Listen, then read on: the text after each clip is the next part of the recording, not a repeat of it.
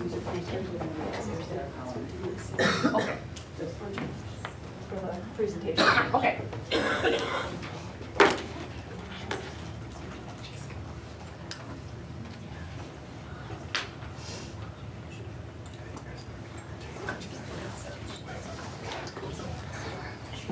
There we go. Pretty good. Okay. It is 6 o'clock, so I will call the meeting to order. Could we please stand for the Pledge of Allegiance?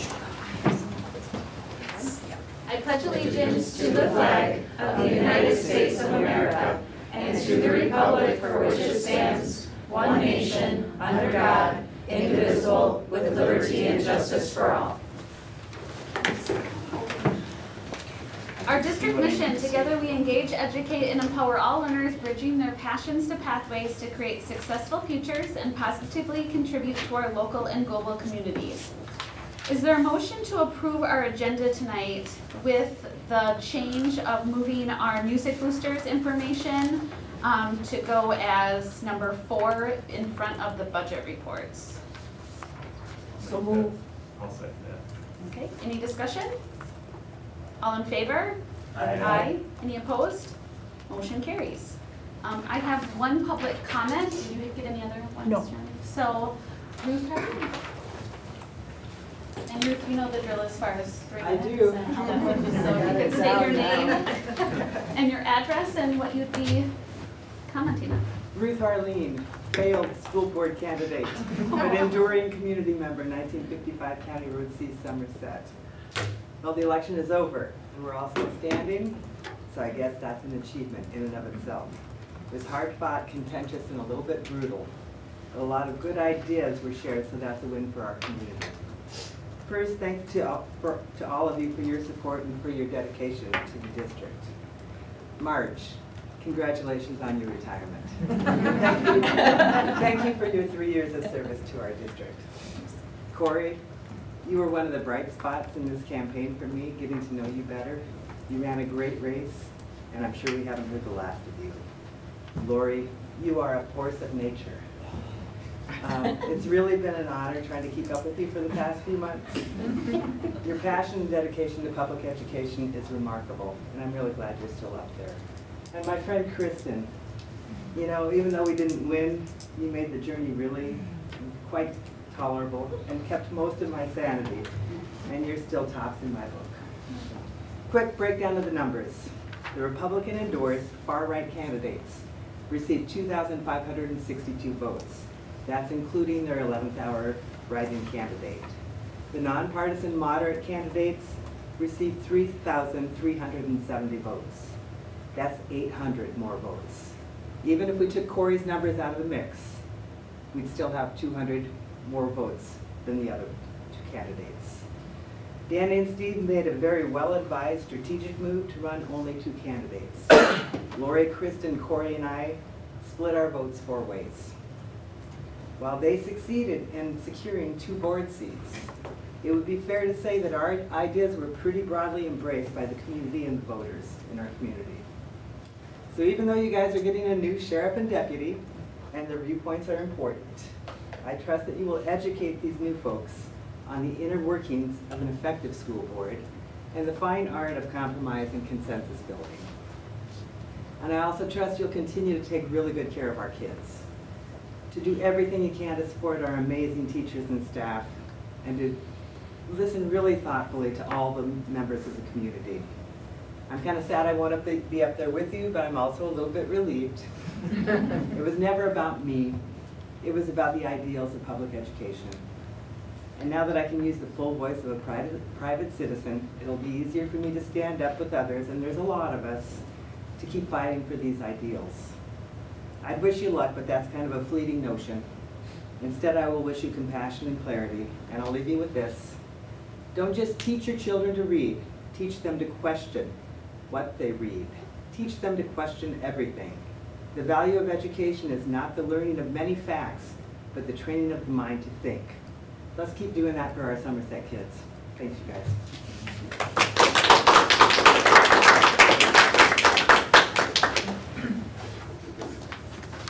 Okay, Sarah, I'll have you start with the fall 2024 poster class. Sounds good. Hard to believe that we're already talking about fall registration for 2024. But just as in, prior times that I've come to the board, myself and Sarah Stobig are requesting that the courses listed within our board documents be approved for our students who are planning to take college classes or hoping to take college classes at University of Wisconsin River Falls or Northwood Technical College. I believe this year we had 43 students submit one or more application. Of those applications, we have listed all of the classes that we would request to be approved by the Board of Education. And the courses listed on the very bottom, we have noted the classes at the high school that we teach, where we would not approve those courses because we have a similar course. Again, these are courses that students are hoping to take. Not all of the 43 students who submitted a paper application will actually take these classes. Some students over the summer will choose not to participate in early college credit or start college now. Some students will not participate because the courses they have requested either do not fit into their Somerset High School schedule or there is not available at the college level. Many students who submitted applications listed 8 or 9 classes that they would like to take. Again, they will not be taking all of those classes. They just want to have a pool of courses to choose from when their enrollment time happens, which will be in August. Again, 43 students submitted paperwork, and that number will look very different once we actually get to enrollment. Students will meet with the colleges once they have completed all of their enrollment of their current students, and then they will come back to myself and Sarah in the fall to finalize their course schedule, and then we will have a better number of how many students will actually be participating in college classes off campus at that time. Do you guys have any questions for me?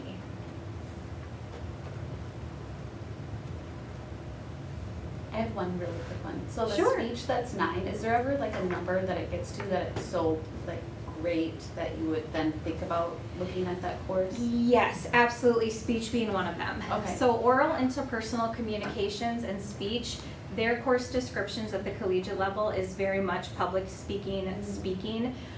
We, a couple of years ago at the high school, created the fundamentals of communication class because we started to see a lot of fundamentals of communication.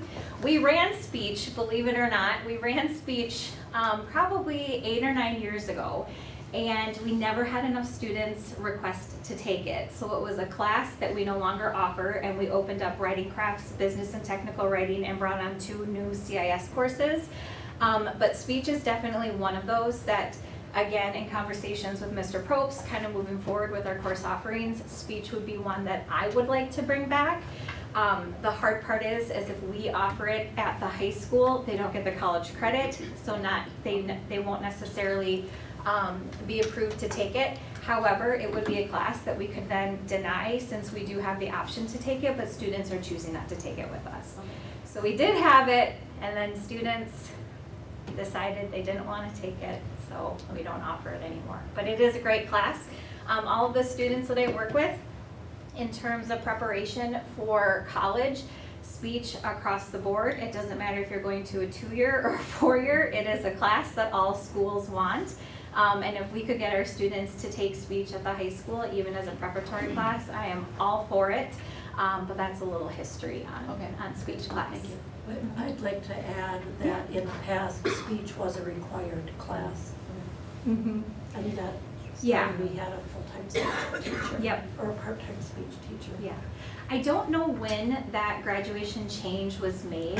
I've been in the district for 14 years, and I believe when I first started, speech was a required graduation requirement, and then that changed.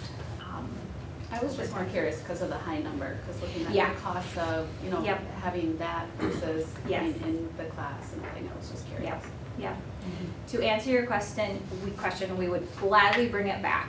And that is something that I know speech comes up semester after semester after semester as a class that students are looking to take. mostly because many of them want to take it in high school before they take it in college to get the college credit. Thank you. Yeah. Any other questions? Okay, thank you very much, and I'll see you in October when we have the spring course options. All right, thank you. Sarah. If you guys have questions, feel free to email me. I'm happy to answer them at any point in time. Thank you.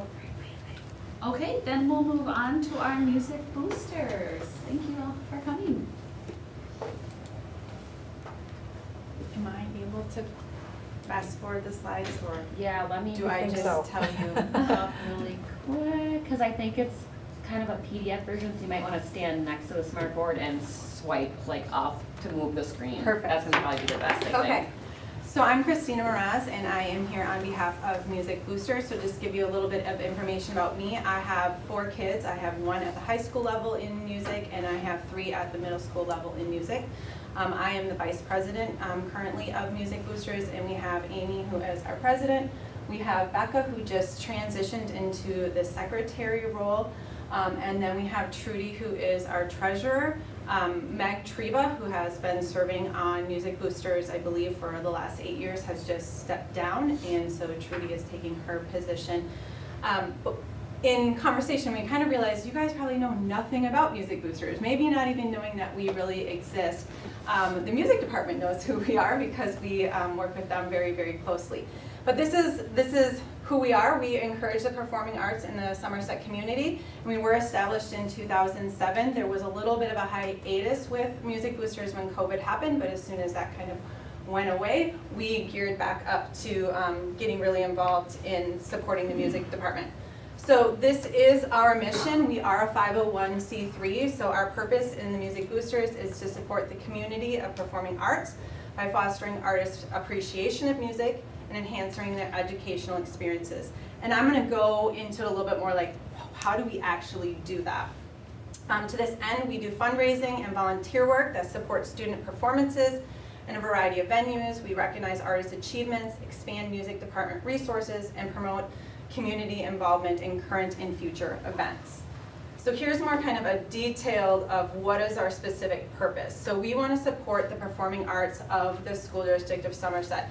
And we use the word performing arts because it is band and choir, it is also drama and music, and also art is in that too, as well as like the Fine Arts Festival. Some of you guys I know were there and mentioned being there at a previous board meeting, but that has art, like physical art, as part of it as well.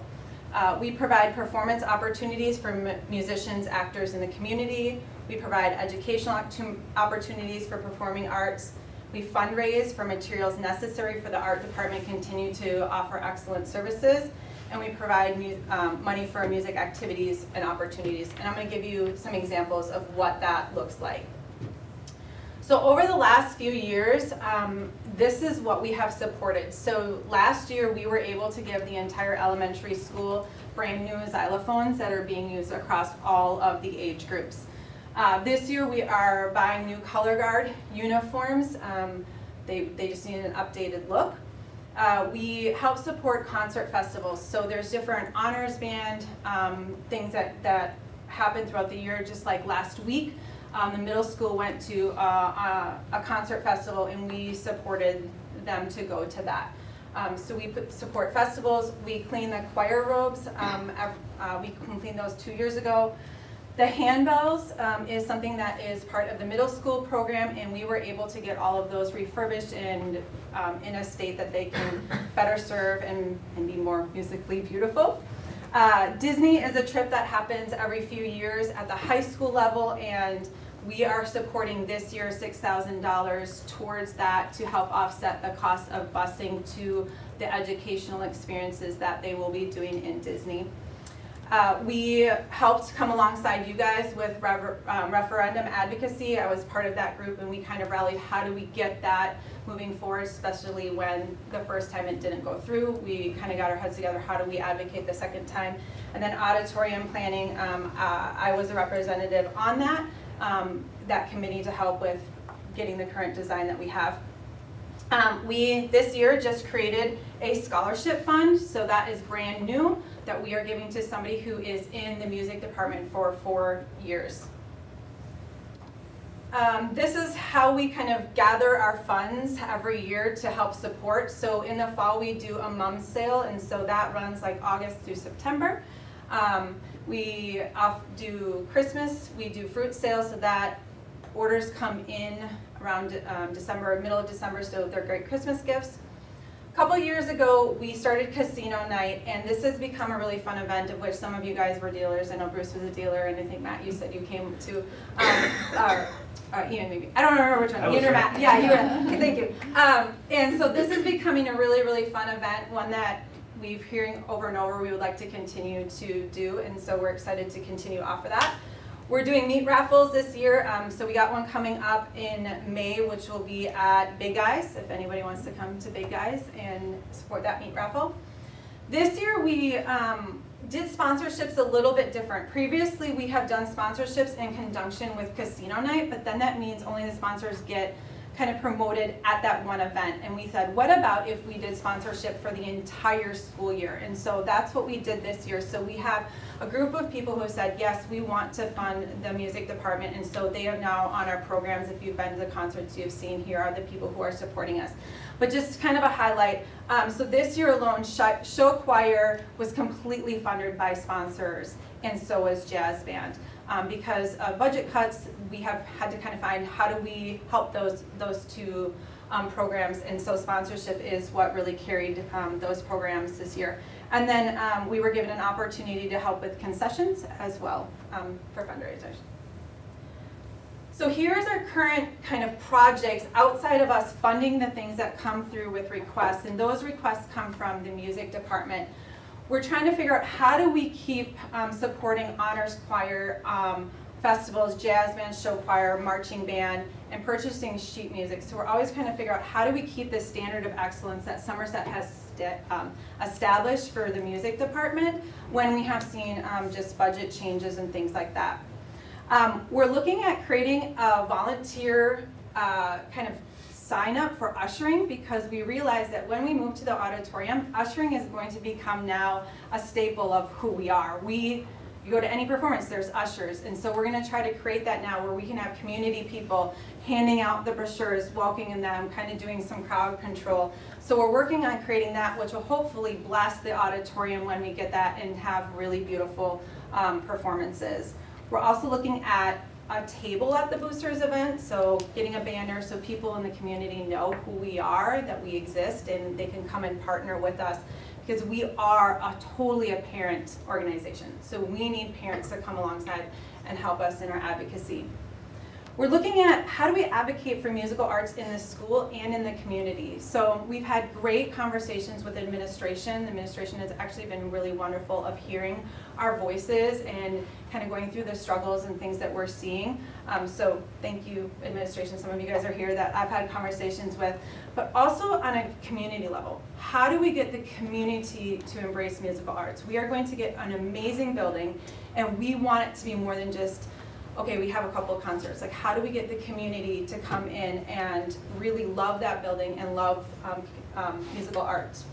So that kind of leads to the next one, is what do we do with this auditorium? How do we get people involved? Can we dream big of doing like a community concert? Can we have, I don't know, just whatever. We're trying to just ask the questions of what can we do to maybe bridge also other generations. So people who played music 20 years ago, how can we get them to be involved in music in this district as well? So if you guys have any ideas about that, you are more than welcome to share with us of how do we best use the auditorium and get community involvement. Here's some highlights. There's a lot of really awesome things going on in the district for music. So our show choir is called technically Dynamics, so when you hear that's what they are.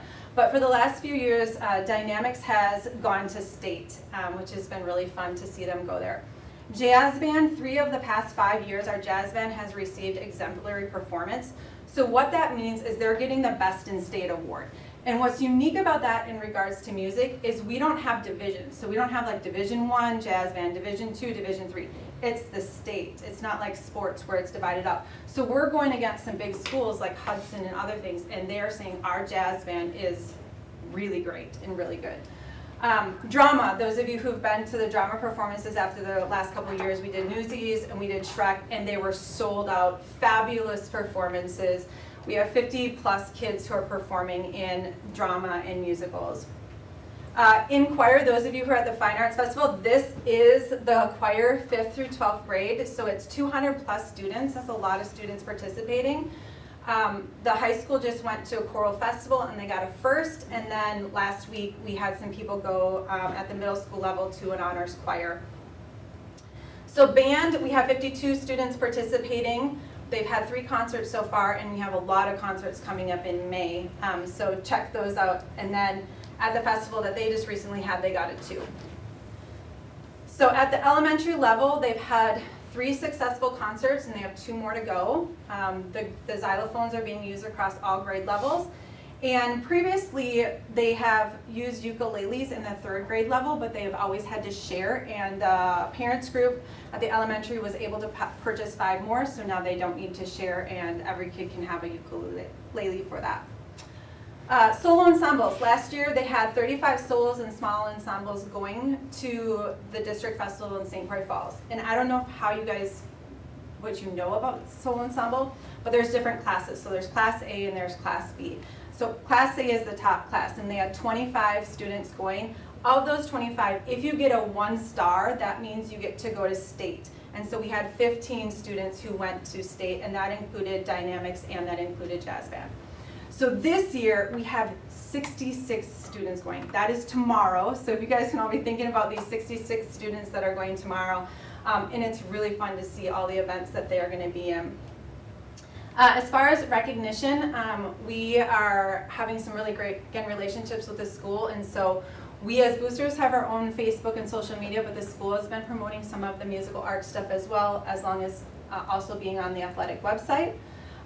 We were invited to be a part of the winter sports poster, so if any of you got that, the music students were able to be a part of that. Drama was also able to be a part of a sports poster as well. And the auditorium, like that was huge for our district, and we are so very grateful for it. Musical theater, I don't know if you guys know, this is a recent photo, but we had 2 students who performed at the FIPS. We had Aiden Johnson and Peyton. They were amazing, and of the 66 kids that are going tomorrow, I think I counted like 10 kids who are doing musical theater. Musical theater, our kids really, really love that program. And then College Bound, we have had 7+ students from SHS over the last 3 years who have either gone to school and majored in music or minored in music, or who are currently playing for marching bands or bands in some sort. And so there's quite a few kids post-secondary who are choosing to stay really vested in music, and I think that speaks a lot to our teachers. Like, we have really great teachers that inspire music, but also just the support of our district in saying, yes, we want to foster music for you guys. So how you guys can partner, I don't have it on this, but I want to do a plug for this before I totally forget. We have this cool swag attire that is currently being sold, and so it's in the scoop. If you're like, oh, I'd like to get a music, something with music boosters or music department on it, go check out the scoop, and there's a link. But we have our own boosters, or music, I should say, it's not a boosters page, it's a music page, Instagram and Facebook. We do have a boosters Facebook group that's private, and that's where we can communicate with parents and things like, this is what's going on, this is what we need help with, things like that. Participating in any fundraising efforts, so just know that we will probably be sending out emails and requests for people to be dealers at casino night. Again, that would be really helpful. If you ever want to usher at a concert, or just even attending concerts, we love having you guys there and seeing what our students are doing.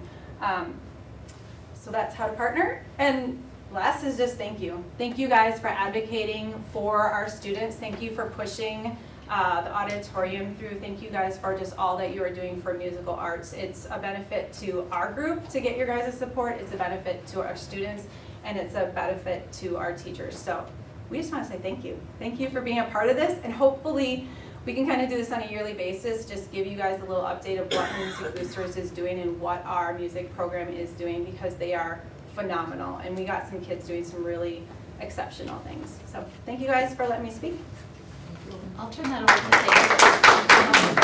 This is awesome. It's Yeah. awesome to see all the things that are going on that I didn't know half of them. So Yeah. this is really, really helpful. And And- it's neat to see all the work that parents have put in to support our Yeah. musical program. Awesome, thank you. We do meet twice, we meet every other month, so anyone is welcome to come. Our next meeting is May 14th at 6 o'clock. We meet at the high school, so at any time, any parents or any board members want to come, we would love to have you guys. So, Awesome. yeah, thank you guys. Thank you. Okay, moving on to our budget reports. Pam, are you starting us out? I'm starting us out this year. Clicker in the, right in there. You said flip it on the side. Okay, so good evening, everyone. Is it going? Oh, yes. So in each of the buildings, there's two main budget areas. We have the Fund 10 budget that we'll talk about this evening, and then we also have our Fund 21 rollover budget. Those are our activity accounts. That's where student council, fundraisers, learn to love, any grade level things, those are in that Fund 21 account, and that doesn't go away. Like it carries over, rolls over from year to year to year. At the elementary level, my Fund 10 budget is $110,233. And that kind of breaks down to four main areas. The first big area is classroom budgets. So every spring we sit down, we look at what people need and kind of what's been the past use and divide it out, shared with teachers and groups across the year. I can adjust it as needed throughout the year, but that's $31,840. The next one then is the Office of the Principal. That's $24,947. That's where student incentives. I do a monthly birthday celebration with students every year. Any guest speakers. We are having a really big and exciting career day coming up in May, and so things that people might need for that, we would purchase out of that. Work with our strategic plan, especially responsive classroom, professional learning. We've had a big expense this year just in stuff to go with science and reading and teachers wanting more information or more books or more professional resources, so I've spent money on that. Office furnishings, other elementary school needs. Grandparents' day, junior kindergarten registration, etc. Then we have our common school funds, which is $23,543. That supports the LMC, so the purchasing of books, also the subscriptions for things that we have that are used within the LMC, Epic Books, those kinds of things. And then finally, our building maintenance, so $29,903. I work with Marshall and Brian to plan for building maintenance needs. So if you've been down the elementary, our main light in the display case quit working, needed to be replaced. Well, we wanted to replace it with LED lighting, not traditional fluorescent light. Work together that would be an example of how that funding would be used. Any questions about the elementary? You're going to kind of see a similar thing. High school.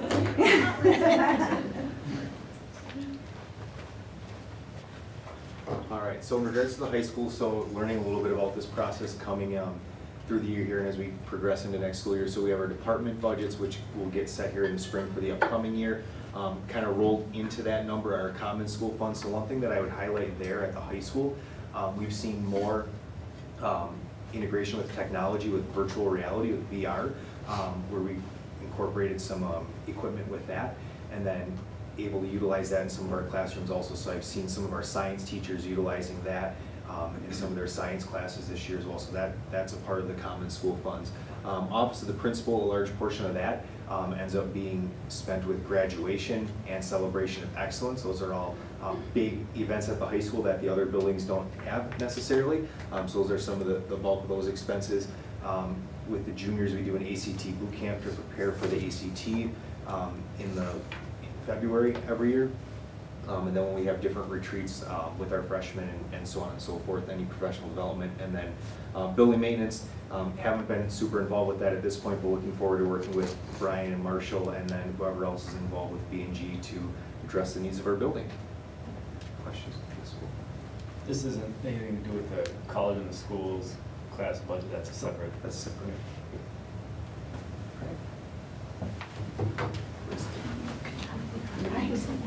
Good evening, everybody. Yep, we all come from kind of the same pot under Fund 10. So every spring I'll set those building budgets and my classroom budgets for my teachers, and I do adjust as needed throughout the year. The art budget hasn't gotten any larger, but I will guarantee you art supplies and technology education supplies have not gotten any cheaper. So as we're really careful with budgeting and make sure to support and make sure that I'm gonna have enough money kind of in the office of the principal to make sure that I'm gonna be able to support some of those pieces, because we know those aren't getting any cheaper. I do have Common School Fund as well. I know it's been talked about quite a bit. We have, you know, Makerspace with the 3D printers, a couple 3D printers in there, so some of those supplies go in with that, as well as, so we use Brain Pop throughout, which are just mini videos that kids can access as well, that comes out of our Common School Funds for our LMC. Then my office, lots of student rewards, Student of the Month, when we're bringing in guest speakers, or every year we do our Courage Retreat for our 7th graders, so that comes out of my office. If a teacher has a special project that they would like and they need some additional funding, I work to try to support that. Anything that we're doing with our strategic plan comes out of my office budget, any kind of professional learning that we're doing, and then any kind of other miscellaneous needs that can support the work that we do with our teachers in the middle school and for our students. And then building maintenance, again, I work with them to try to plan. We are going to continue to replace our lunch tables. I think we're just over halfway to the single seat ones, which really, particularly in a middle school when they try to shove 20 kids at a table that's set for 12, it's a lot easier when you have single seats. They still try to put a couple people on a seat once in a while, but that will be something that we'll do. It's also, they're much easier to go up and down than the ones that we currently have, which is easier on our maintenance staff when they have to clean.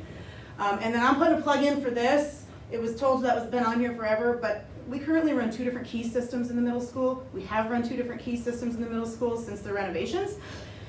And we really would like to just be on the same one, which would be consistent with what's at the high school. We've been trying to work on it, but I've got some doors that are starting to fail and stuff, so kind of whoever steps into the role that's currently vacant is probably gonna be hearing from me quite often on that, because it really does make it easier. Happy to support that out of my building budget anyway, but it's a little bit bigger of a cost than just my day-to-day maintenance budget. So I'm not gonna take it off of there because it's important to get it done, so. Is that the programming, or is that? No, this is like actual physical key. key? So like, I carry 2 Grandmasters so that I can get into every door in the middle school that's on a BESS system and on a Schlag system. And that's a bit of a frustration, so. Been working on it, I haven't been quiet about it, but there you go. So, thanks, I think that's it. Let me know if you have any questions. Thank you. Thank you. Okay, next, Troy, you're up for athletics and activities.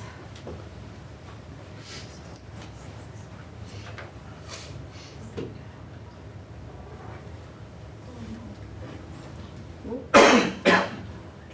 we go. All right, so I'm going to talk about our athletic and activity budget. If I can make this go. Is it working? Is it on the side? I'm gonna shut it off, Troy. What's a habit, sorry.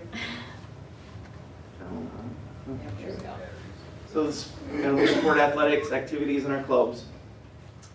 There's all of them that we oversee through the Wisconsin Interscholastic Athletic Association, the Middle Border Conference, and our girls hockey is under the Big Rivers Conference. As you can see, fall we offer cross-country boys, girls, football, girls golf, boys soccer, and volleyball. Winter we have boys basketball and girls basketball, hockey, girls and boys, wrestling, girls and boys. And in the spring we offer baseball and boys golf, soccer for girls, softball, track, boys and girls. Activities that fall under my umbrella, cheer, dance, debate, drama, dynamics, forensics, National Honor Society, robotics, and student council. Middle school programs that we sponsor, we have cross-country boys and girls, football, volleyball, boys and girls basketball, boys and girls wrestling, boys and girls track, and then in the activities we have drama. Here's the budget breakdown, currently at about $143,877, of which 88% is broken into high school athletics, 11% is high school activities, about 7% middle school athletics, and less than 1% is our middle school activities. Less than 1% of the overall district budget is my budget. impact is less due to reimbursements and grants. Budget freeze effect, so we're coming into this year, when Trent started the year, all of his coaches were given the directive that our budgets were basically frozen, and so what did that mean? Here's some of the things that it meant. It meant no teams were able to purchase uniforms. We've been on a rotation every year. A team was getting a new uniform of some sort, and with all those that you just saw, you could see that there's quite a need. Obviously, that's not sustainable over time. We're going to need them at some point. School this year didn't cover the cost for coaches to go to either their state event or their coaches association clinics. In the past, it was an option to do either or. Equipment purchases were minimized. Take this to point out that at our lower levels, our official fees are probably one of the lowest in the Middle Border Conference. And I think it factors into, when you're drawing from the same pool of officials, that Hudson, River Falls, Prescott, Richmond, Osceola, Amory, like if you talk to the local athletic directors, they're all, who do you have for lower officials? And it's all the same guys, basically, and gals that I have. And so when you have the option to go to Somerset or stay closer to the school that you're by, the money will come into play. Usually, not always, but it does. And so, in sitting in our latest Middle Border Athletic Director meeting last Wednesday, it was brought to my attention that like Amory and Osceola are right next door and in our conference, for example, pay $85 for umpires and we pay $70. So it is a thing that's out there and it's something that needs to be addressed. It's really hard to find officials. Like I'm day to day with the spring officials this year and trying to beg, borrow, and steal people to come work here. And there's a numbers shortage too, so that is the other part of it. So much like our substitute, when we talked about that, how do we draw them? I mean, anything we can do to draw people here is what I'm getting at with that. So our budget breakdown, 49% almost goes into personnel services, which are officials fees, services, and game workers. So almost the majority of our budget goes into personnel. What I just talked about with officials is the big chunk of it.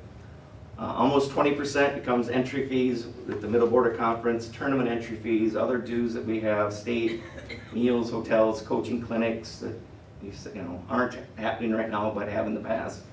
We're required to train our coaches in first aid and CPR every 2 years. Every coach has to be trained. So all that comes out of there. And then just over 31% of our budget comes into the general supplies, equipment, and uniforms. Other added expenses, this isn't necessarily new, this was something that's been on there at least a year. Facility scheduling software previously was shared with Community Ed through Fund 80, and our facility equipment needs, again, was shared through Fund 80 in the Community Ed department. So some of the revenue that we get to offset some of these things, our gate admissions to football games, volleyball games, basketball, wrestling, goes into our General 10 fund, our General Fund 10. For the district, we do not charge admission for baseball, cross country, golf, soccer, or softball, and our students get in free. Away students, we do charge, but our students get in free. Hockey admission is handled by the rink and goes to the teams. Other revenue, entry fees for our tournaments, games that we might host that's not a conference game, registration fees that we collect for every student as they go in, our concessions, fundraisers we do, donations we receive, and we get about 20% of every WIAA tournament event we host. Things we get reimbursed for is anytime a team goes to WIAA state tournament. Our hockey co-ops, every team in the co-op pays a percentage based on the number of athletes they have in the co-op.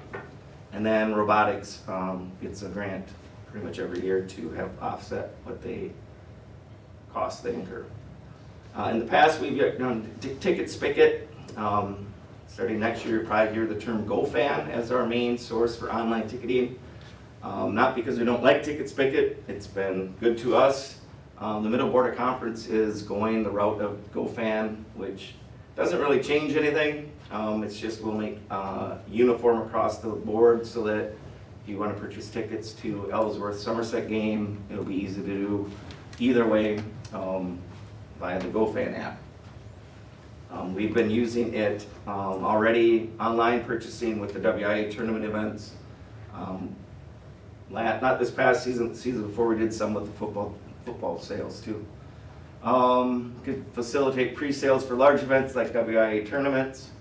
Pre-sale for our musical, we've used Ticket Spicket for our play we had this fall.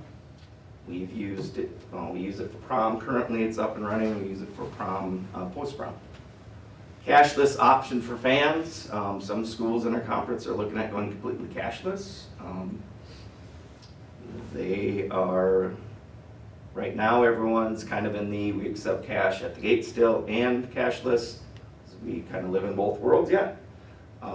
So that is on the horizon as a possibility. I know as the person who has to balance the box out every day after a game, that would not be a bad option to go cashless because that's a lot of work. But as it stands, we'll be doing both. So just in the past, some different things. So this is going all the way back 2019 to 2020. We hosted 5 events due to our teams playing in the events, and like I stated, we get a percentage of that money. Good chunk of it goes back to the WIA. I think about 20% we keep after you pay your workers out of and your officials out of. So it's we're not getting rich off it, but we're not losing money either. So as you can see, those are the events that we've hosted over the years. Last year we hosted 7 events due to our teams playing in them, which is obviously a very good thing because that means we're having success. Usually you have to have a good winning record or a better team to host most of these things. And then this year is where we currently stand at 9 events hosted to our teams playing in them. 2 events we hosted due to being selected by the WIAA. That was the hockey wrestling sectional final and the team one, and the boys hockey sectional final. So those 2 we got, we were elected to do. 2 events we were scheduled to host, but we couldn't because our teams are playing in them. The boys sectional semifinal, we were in it, but because we were in it, we couldn't host it. And then the girls sectional semifinal, we couldn't host because our girls were in it, and we didn't have the workers available to make it successful. So the number 9, just from an athletic standpoint, is really cool because that means we've had a lot of success this fall and winter so far. And so that's kind of been neat to see. Last time I stood before you, there was it was inquired about the hockey. How does it work out and where's the balance and some of that stuff. So I decided this would be a good opportunity to go into some of that. Here's the hockey spending comparison. So I took the 3 conference schools that we're with, Baldwin, Amory, and Altoona, along with New Richmond, who we co-op with for girls and is a close school by, to kind of get some comparisons. Baldwin Woodville charges the players $560 to participate, $35 of which is their athletic fee, so that's like our $65, right? Of the rest of that money then, or all that money then, they pay the Hockey Association. So in comparison, our players pay $800 to the Hockey Association. Baldwin runs it through their school, but in turn gives it back to the Hockey Association. Their school covers coaches, officials, transportation, and they cap it at $25,000. Amory players pay the Hockey Association directly at $595. Again, their school covers coaches, officials, and transportation. Do not have a cap on that. Altoona sends about $2,100 per player in expenses to their other co-ops. I believe they cover their costs. They did not get like in Richmond, I'll talk about how they do that. Again, they cover coaches, officials, transportation, and they cap at $25,000. So it was brought up at the start of the year by our coach, one of our coaches, and then a couple people have asked. They said, well, Richmond's not making their players pay for ice time. So I got a hold of their athletic director to find out what exactly that meant. Prior to this year, they paid it normal, just like we do, just like all these other schools do. And at that time, it was $700 per athlete, plus their $75 athletic fee, plus they had to sell raffle tickets, plus their parents had to work certain other things. So a lot of stuff going on there. Currently, they worked out a deal with their association, and it is the association donates ice to the high school teams. In turn, through Fund 80, the school makes a donation back to the Hockey Association to cover what the school and players previously paid. So they're running it through Fund 80 as a way to make it work for them. So take that as you may with that. There's been more and more discussion about Fund 80 and things like that in the athletic department a little bit, and I'm hearing more and more about it a little bit, but that's my knowledge of it to this point as to how they're making it work without their players actually having to pay. And then just some of the larger sports that, in my time here as a coach and now as athletic director, football always kind of gets thrown around as the sport that has this or needs this or whatever.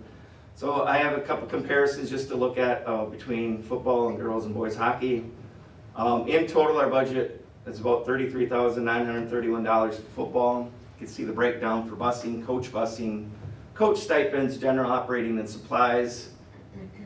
Football this previous season had 66 athletes. So per athlete, based on that $33,009, it's about $514 per athlete we pay.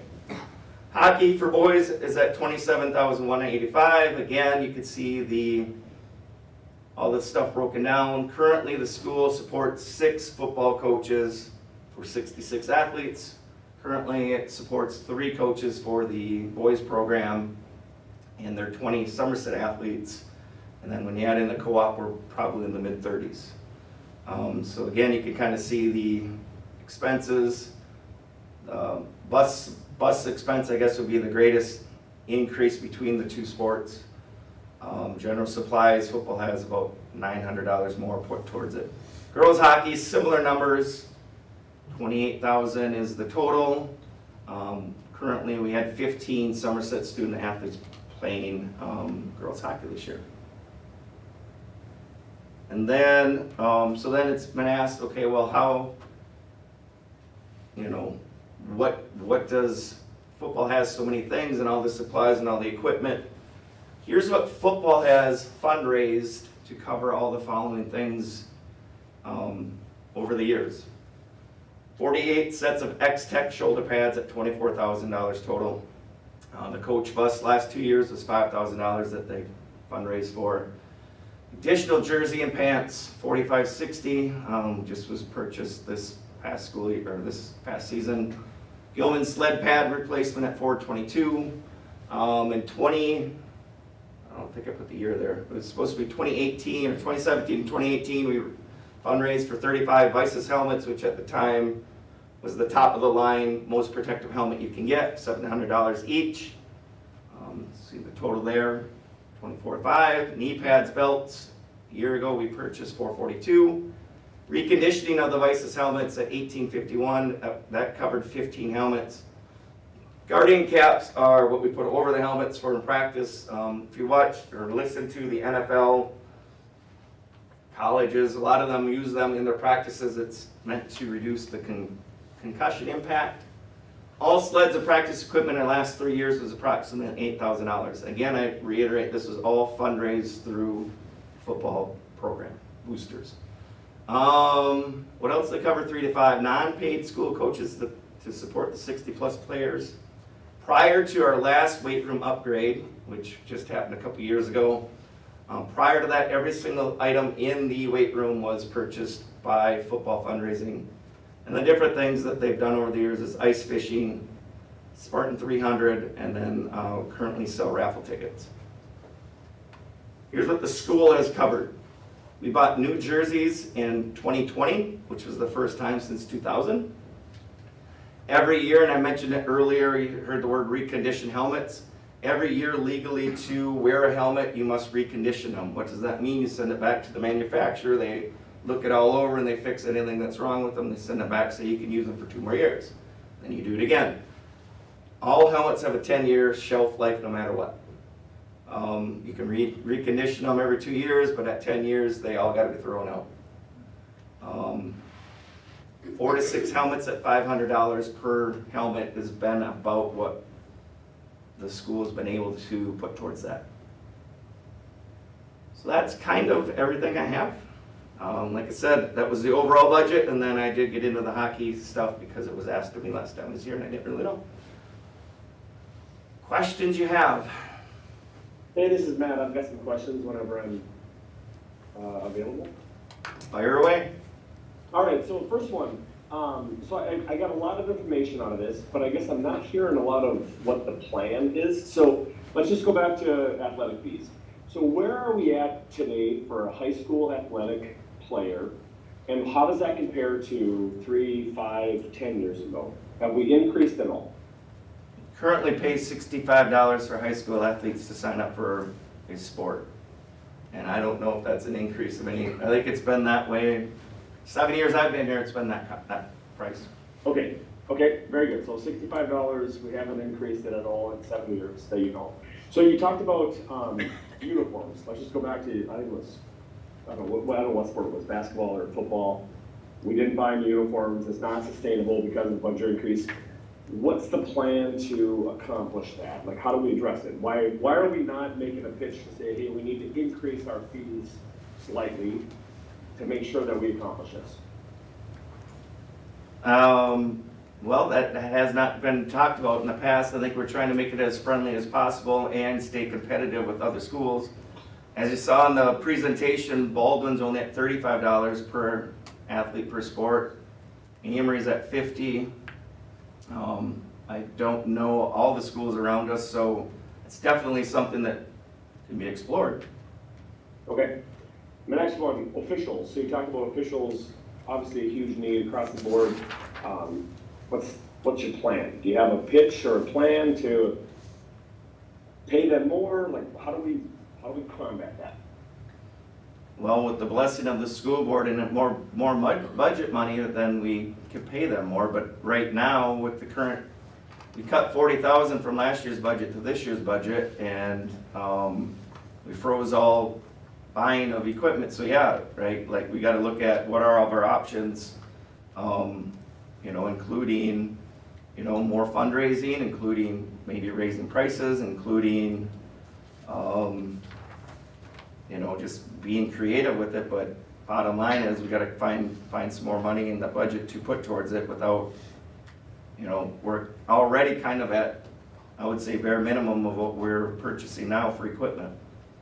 Okay, so can somebody give me at least what's your plan? I guess I'm not hearing that. I'm hearing there's a problem, but I'm not hearing any requested solutions. I'm not hearing any, I'm happy to entertain an increase in fees for, everyone across the board. And it kind of leads me into my next question about just even the hockey piece, right?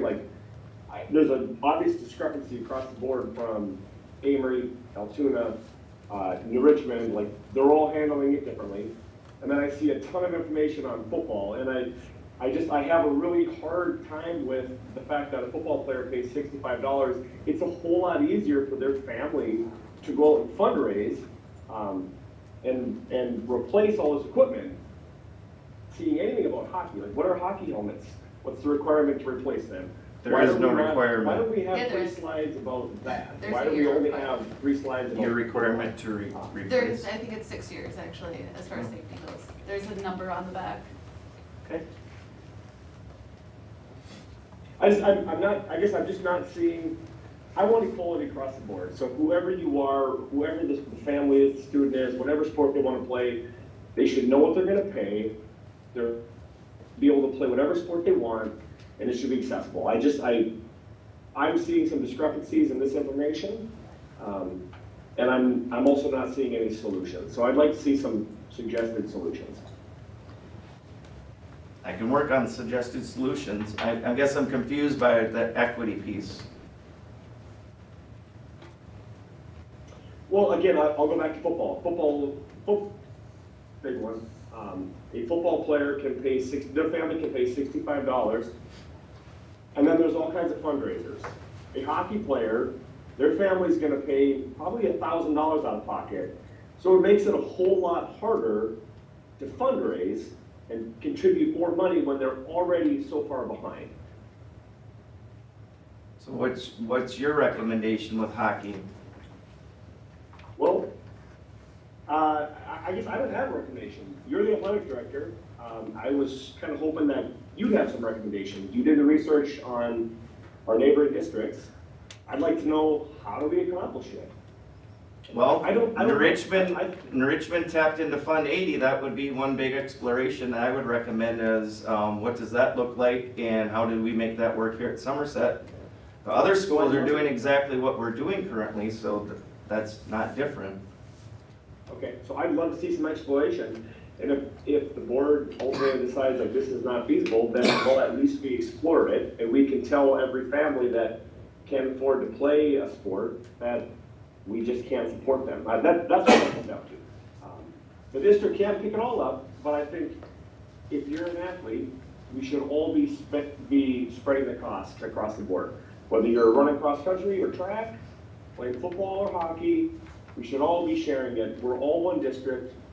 It's an expense for everyone, and I'd like to see what does that entail. Got it. Thank you. Anyone else? Is there currently, as you mentioned, for the officials and the cost, and I mean, you mentioned like comparing it to subs, that every day you're kind of working to find it. Are you coming into situations where like subs you don't have the officials, where you're ever able to like cancel games or different things because that's not there?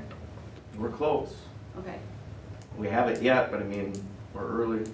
Had we had a JV baseball game tomorrow, but it got moved, I would have had one umpire instead of two. Okay. And you said for cost compared to like a neighbor, it's about $10 difference Per official, yes. per official, okay. I liked your comparison with the substitutes. You know, I think that that's kind of the same thing as what we were running into as far as getting subs in a day. It's the same with officials trying to just keep up with the people next to us. Correct.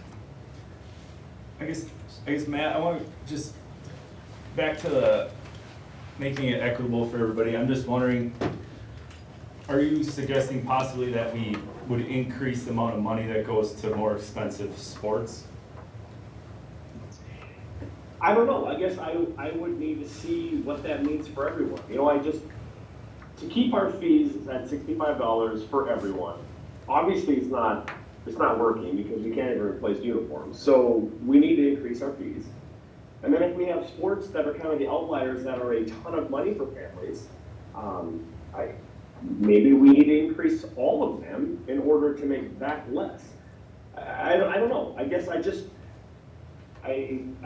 doesn't feel fair across the board when we have some sports costing nothing, some sports costing a ton, and all along the way we have officials that can't get paid, we can't replace uniforms. I feel like we haven't made any progress on these.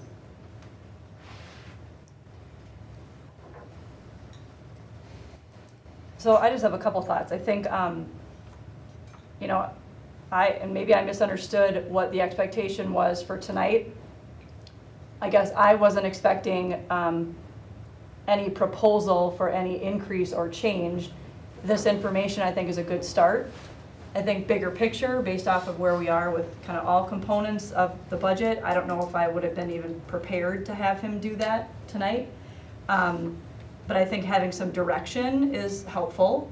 And the reality is that, and I think we're all open to exploring what this might look like, whether it's Fund 80, which is great because districts are becoming extremely creative with how they're using that fund for the exact reasons that we're talking about now. Looking at the complexity of hockey with just the fact that their space is off-site and all the things that's real, and so we need to kind of think about how does that factor in to this bigger conversation. And again, great, we can certainly spend some time looking at some options. It sounds like other than Richmond, everyone else is doing essentially what we're doing, but if the board is looking for a bigger proposal that actually has action and suggested change behind it, that likely wasn't going to be tonight. I think that was the start of what we needed at least here now, because there's some other components that obviously go into that kind of bigger picture. But that's good feedback. I think I hear what you're saying, Matt, for sure. One we'll need some time to kind of think about what that might be, because increase in fees, there's unintended consequences that come with that too, right? So, and not that that's bad, but, Well, and I think, So- maybe just my 2 cents, just going beyond hockey, and Matt kind of said it for all the outliers, I'll say cross country, Christy, you're here. I mean, when you look at uniforms, I had a son running this year that didn't have a uniform that fit. Like a freshman boy wearing something that doesn't fit him isn't appropriate. You also have like golf, where we're talking uniforms, and right now they're buying their own polos to wear to golf. And then we compare it, and it's not compared, I mean, we don't own Bristol Ridge, and they use that's off-site. We don't own the softball fields or baseball fields, that's owned by, I think there's so many different complexities where I think even not just putting one sport over the other, I think it'd be interesting to even, and I don't know when we're saying how we can solve it, like I think it'd be interesting to maybe have all coaches kind of come together and have something with, I don't know, maybe all sports, like, hey, how can we be a little bit more equitable from sport to sport and make sure that everybody's getting the things that they need, and what could we do to make sure that everybody is getting those things? I don't know. I know we keep going back to hockey and football, but I think it's greater than that. I think it's more than just those sports. I think it's looking, and I look at the football, boosters with the fundraising. It's amazing, but I wish, and I think I said this last time, I wish that there's something that we could do that for all the sports. I mean, I went to the basketball fundraiser. It was like, holy cow, how much money was raised there was amazing. But looking at that, like, yeah, we're able to do that for those sports, but some sports we don't do. I don't know. I get what Matt is saying with the equitable piece, and I get that, yes, there's greater fundraising for some of the other. I'm not saying, because some don't have, though, the numbers or some of that fundraising to do it. So just looking at how we can make it a little bit more equal across the board. To speak towards the fundraising piece, like, there have been, like, last summer, for instance, there was an opportunity for it was put forth to every group to work the parking at the concerts. Okay. And only 2-3 groups took that up. And whether that, for whatever reason that would be, right? Like, so that was put forth and as another option. And, I think, the idea has been thrown out there. Maybe I heard it here, and I know I've heard it outside of here, of like one big booster raising stuff, but then it's, the equitable piece of, are you doing your part to get your share back out of it? And it's, like that's, and I saw that in a previous district, and that's always hard of like, okay, well, we did the work, but we're only gonna get this much out of it, and you get the same amount we got out, and we worked twice as hard as you did. Right. So. Those boosters ever run through Fund 80 through the school? Like through like community ed? I don't know if Hudson's is or. I don't know. Falls. I don't think it's that, no. Like, we run stuff through Fund 21 if you can, or groups run it completely outside of this school as well. So we just had a conversation last week about looking at potentially running like the cost of middle school athletics through Fund 80, which many schools do, because that meets all the check boxes and the criteria for middle school athletics being open and available to all students in the community, because it's not WIAA.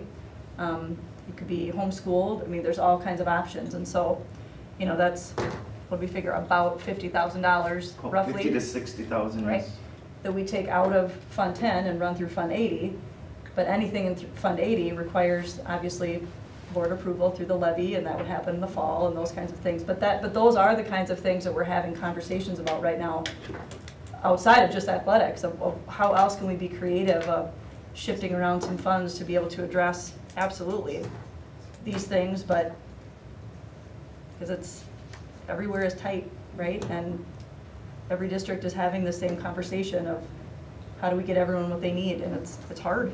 At what time of year then would you discuss if we possibly were to increase the student participation cost? I mean, if it's $65 now, if you did say, let's put it up to 70, granted, I mean, it's only $5, but times that by every athlete.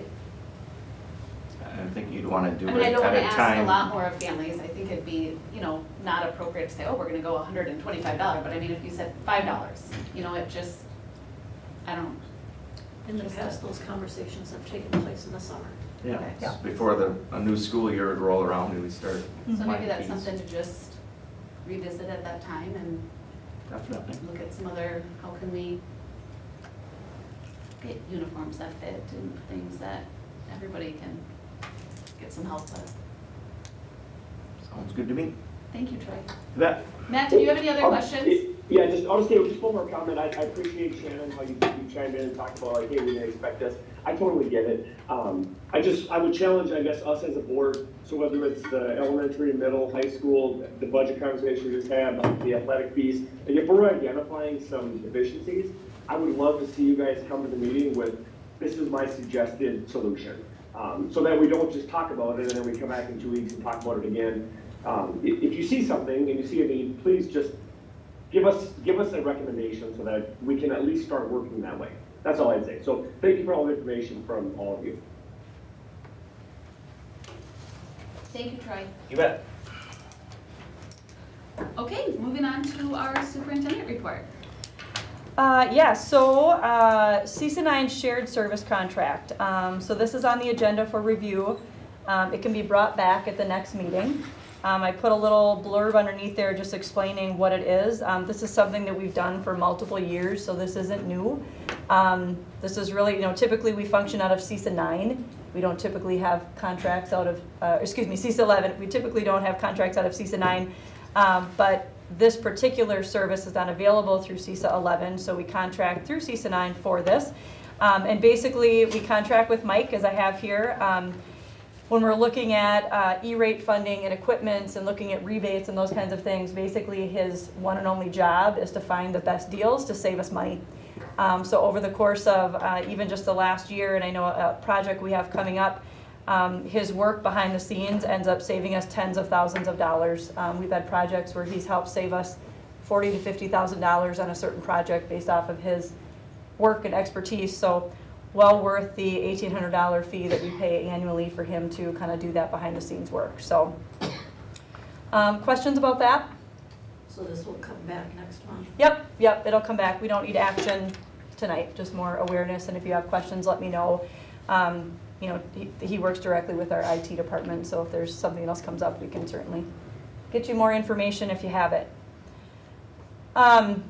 So the second part I had with Part B really is just more informational, kind of 50,000 foot. I don't have what I would consider any super new information other than just trying to kind of bring out to the public that, our budget as we wrap up for this school year and then make projections into the next school year is really the best way I can describe it is optimistic but tight. Kind of all of the cuts and things that we did last spring put us in a position where our budget is now balanced. And as we look at, taking the next couple months to officially see, where we finished for this school year with revenue, expenditures, those kinds of things. And then looking at moving into not only next year, but projecting the next 3 to 5 years, having a lot of high-level analysis of where we think we are going to be financially. And as a result, trying to be really diligent about decisions that we're making around essentially not only just, the conversation we just had, of course, but staffing. When conversations come up of, are we going to bring back any of the positions that we cut last year? My answer right now is I don't know. It's very possible that we don't bring back anything. When we start kind of getting a better idea of officially where we land with ending this school year, I've been very public with our staff that we are prioritizing compensation. That's going to be where we start. I know last year because of, again, with the reductions and kind of where we were with our budget, we weren't able to pay our staff in any staffing group where we would have liked to. And kind of listening and hearing some conversations around the area of some compensation packages that people are thinking about. We want to make sure that we stay competitive, but also presenting a compensation package that we can sustain over time. So just being really mindful of paying close attention to where we are, always continuing to monitor enrollment because we know that's one of the biggest sources we have of our revenue.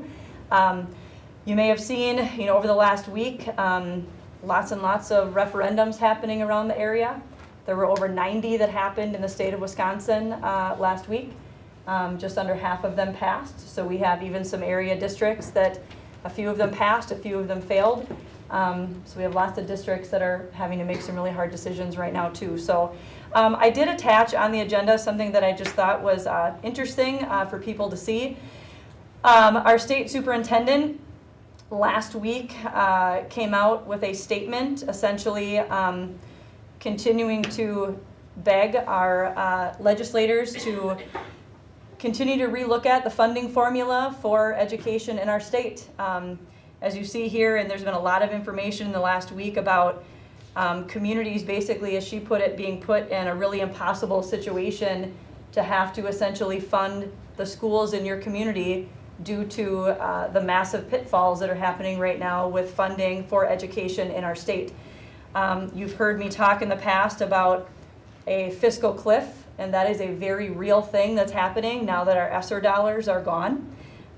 We've been able to use that to help us stay afloat with certain areas in our budget, and that money is now gone everywhere. So a lot of districts, as a result, as I mentioned, have had to go to operational referendum or make some cuts like we had to do last year. So I just thought it was interesting that you put out a statement essentially calling out our state legislators who are creating our budget of, hey, we need help because communities can't sustain this. Inflation, you put that on top of all these other conversations. These are hard conversations that people are having in their communities. So we continue to be diligent. Of course, we want to be good stewards of our tax dollars. We're probably on 6 months worth. I'm pointing to our admin team that's here of having a lot of conversations of the cuts that we made and again, making priorities if we are in a position to potentially add anything back in next year. But as I mentioned, I want to be very public that we will start with compensation. So I anticipate being able to bring a compensation recommendation to you at the beginning of June. That's likely when we'll feel the most comfortable to be able to bring some numbers and some options to the board. So, and then the Music Boosters, I originally had you as a part of my report, but we moved you up and you're still here, so thank you. But again, I just want to shout out the work that they've done too. Christine and I have had a lot of conversations, and as she mentioned at the beginning of her presentation, one of the reasons we wanted them to come was to essentially highlight the great work that they're doing that I don't think a lot of people know about.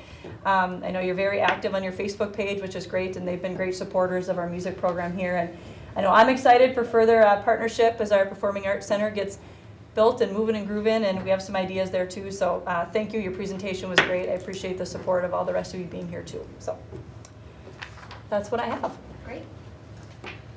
Okay, moving forward with our technical corrections. All of these have been linked to the agenda prior, so there's just 7 that are under the Neola technical corrections. The ones that were in red were technical, the green were the brand new technical corrections. So Alicia, thank you for getting those out and having everything there. They're pretty minor. The first one, 144.5, just adds the wording, the consortium of state school board associations. 155 changes public participation to public comment. 167.3 adds business to days. I mean, they're all really minor. 2240, his or her, goes to their. 7217, staff members, students, and visitors, just goes to visitors and volunteers. 9700 adds administrator to the district, semicolon use, then changes board policy to as per administration, and guidelines, policies, generally accepted accounting principles, DPI audit guide requirements. 7540 adds the wording, student technology, and acceptable use and safety, and then 7540 has the personal communication devices, and then basically lists the names of policies after the numbers. So for any board members, hopefully you had a chance to look at those, but is there any specific questions or any further discussion to look at those technical corrections? Lacey, can I just add one thing too? Yeah. As you're looking at these, and I think a question came up earlier today. I think, Lori, you had a really good question. I just want to make sure I clarify. As you're looking at these, you'll see many of these have options available. Yeah. And these are policies we already have in place. You have already, as a board, went through the process of determining what option.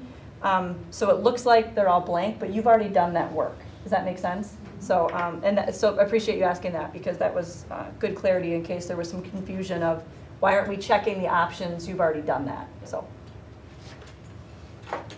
Any other questions or comments regarding the technical corrections with policies? No, and all these technical corrections have already been made, they're already in our Right. policies. And it's not here for approval, it's just for, Yep. information. So we do You not. guys are still meeting on the 15th? That's for a new set. Yep. For the Is it next just policy? And we two could of you, use or one more. Did somebody else volunteer? I think it's just us for now. Matt or? As per Alicia's email, right now it's just Ian and I. Are you volunteering, Bruce? What are you doing, Bruce? It's in the middle of the day, right? We meet at noon. Yeah.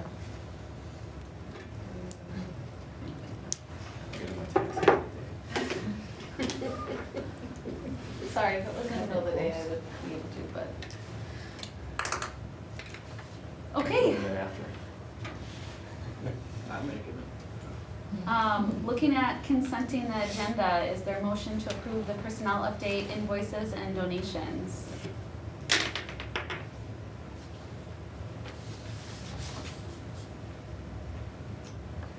I'll make a motion to approve the personnel update, the invoices, and the donations as listed on the consent agenda. Is there a second? I'll second. Any discussion? All in favor? Aye. Any opposed? Motion carries. Looking at our general information, our next board meeting is April 22nd. That's a regular session with a listening session 30 minutes prior. And during that April 22nd meeting, our newly elected board members will take their official oaths. And that happens right away, right? That happens right away, yep.